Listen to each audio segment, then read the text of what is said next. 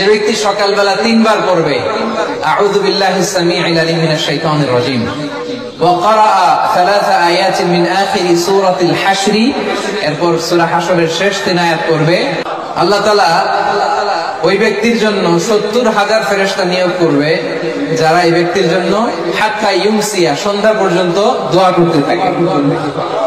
ওয়া ইন মাতা ফি যালিকাল ইয়াউম, আর এটা পরে ওই দিন যদি তার মৃত্যু হয়, মাতা শাহীদা, সে শাহাদাতের মৃত্যু নসিব করবে। আর সন্ধ্যাবেলাও যদি কেউ এভাবে 3 বার আউযু বিল্লাহিস সামিউল আলিম করে সূরা হাশরের শেষ 3 আয়াত পড়ে, তার জন্য একই ফজিলত রয়েছে। পড়েন সুবহানাল্লাহ। তাহলে প্রথমে পড়তে হবে আউযু বিল্লাহিস সামিউল আলিম মিনাশ শাইতানির রাজিম 3 বার। আওয়াজ করে বলেন তো কয়বার? 3 বার।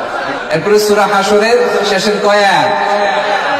এটা যদি পড়েন 2টা ফজিলত। পড়ার সাথে সাথে সন্ধ্যা পর্যন্ত 70,000 ফেরেশতা আপনার জন্য দোয়া করবে। ওই দিন মারা গেলে শাহাদাতের মৃত্যু নসিব হবে। তাহলে এটা সকাল সন্ধ্যার জিকির, মিন আযকারিস সাবাহি ওয়াল মাসা।